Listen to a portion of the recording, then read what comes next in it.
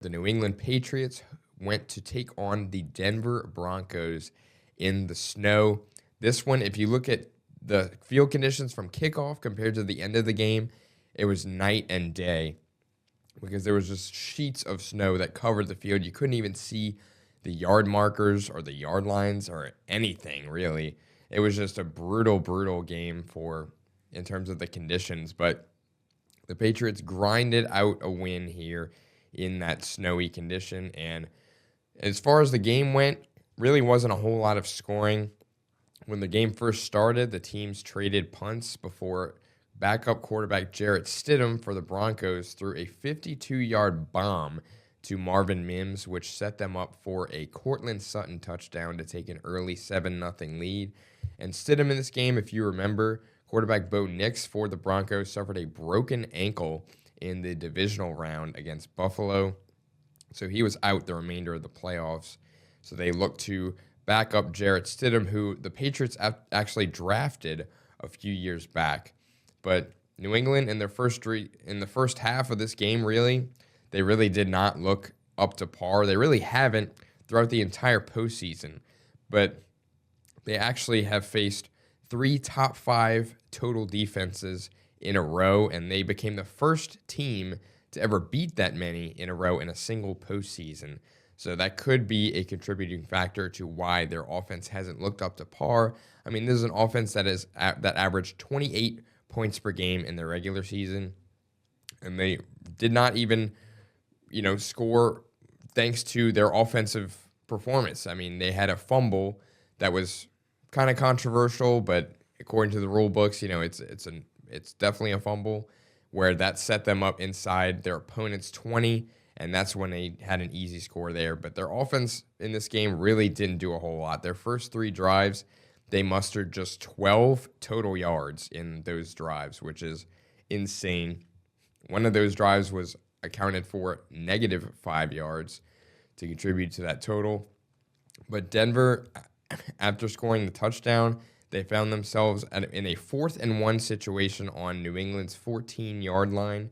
So they were well within field goal range, but head coach Sean Payton decided to go for it, and it, of course, did not work out. They could have taken a 10-0 lead there, but that's when the gamble in that situation sort of does not pay off.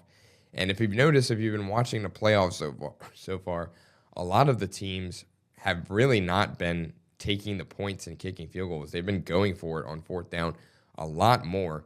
And that is mainly, at least in my opinion, I think that's contributing to the new kickoff rules where touchbacks now start teams at the 35-yard line as opposed to the 20. So if you think of the risk-reward scenario where Denver, for example, was at the 14-yard line, if they kick a field goal and then kick it off to the Patriots, they could potentially now start their drive at the 35-yard line as opposed to their own 14. And teams, if you look at the statistics, with teams starting drives inside their own 20, it is not good at all in terms of expected points scored on those drives because you're starting from essentially against the wall in your own territory. So it's a lot of coverage to make up. You're starting, compared to normal touchbacks, you're starting 21 yards behind where you normally would. So that's a lot to make up, especially in a very bad condition weather-wise game. But after that happened, it was, like I said, the 4th down was no good. They turned it over on downs to the Patriots, and then they forced a punt, but then that's when the fumble came where quarterback Jarrett Stidham was trying to avoid a sack, and he just kind of threw it out of his hands, but he let it go around the 15-yard line, and the ball ended up landing at the 13-yard line behind him yardage-wise, even though his momentum was kind of pushing him forward. The ball still landed 2 yards behind where he was, and that's why they ended up ruling it a fumble, and that set up a very easy touchdown for the Patriots where quarterback Drake May pretty much just walked it in the end zone to tie things up at 7. And then at near the end of the first half, with less than a minute to go, Denver had it again in field goal range, but they ended up missing a 54-yard field goal, which would have given them a 10-7 lead. And they were at New England's 36-yard line, so that's really good field position to give New England back with 30 seconds left. But unfortunately, kicker Andy Borregales for the Patriots ended up missing a 63-yarder, which, by the way, Andy Borregales this year, he's a rookie, and him even attempting a 63-yard field goal, I admire the courage to do so, but I don't think anyone thought that he was going to make that, especially as a rookie from what it would have been shy of the record in Denver. So that would have been absolutely insane, but alas, it was still 7-7 at halftime. And then the Patriots, to start the second half, they had their best drive of the day, where they got the ball to start, and then they ran 16 plays for 64 yards, and they had it 3rd and 9 at Denver's 45-yard line, so they were at midfield. And then quarterback Drake May does what he does best, and he ended up scrambling for 28 yards to pick up the first down and a whole lot more.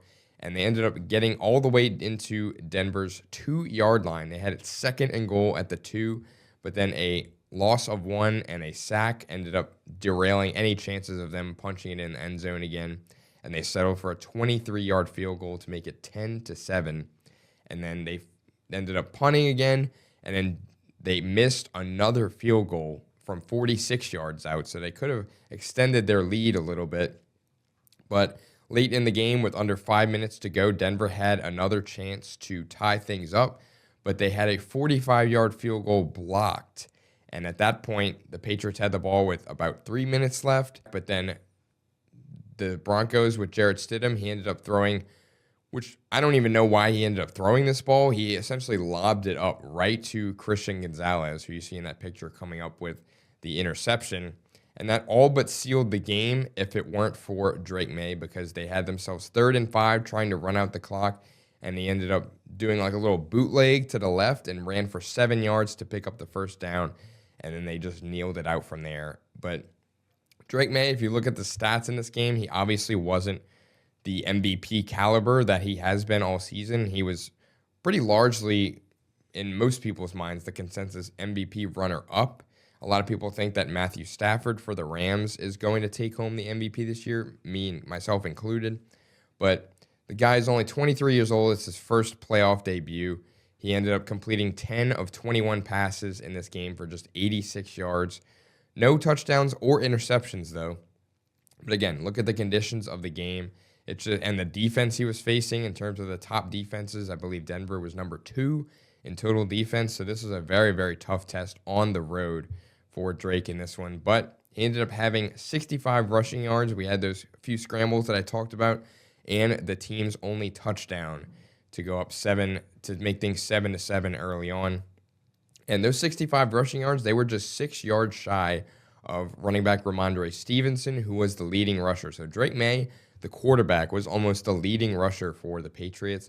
And to put that in perspective compared to Denver's rushing attack, and this is a lot of credit to the Patriots defense, because in the regular season, I want to say they were like 24th against the run, but in this one, they held Denver to just 79 rushing yards as a team.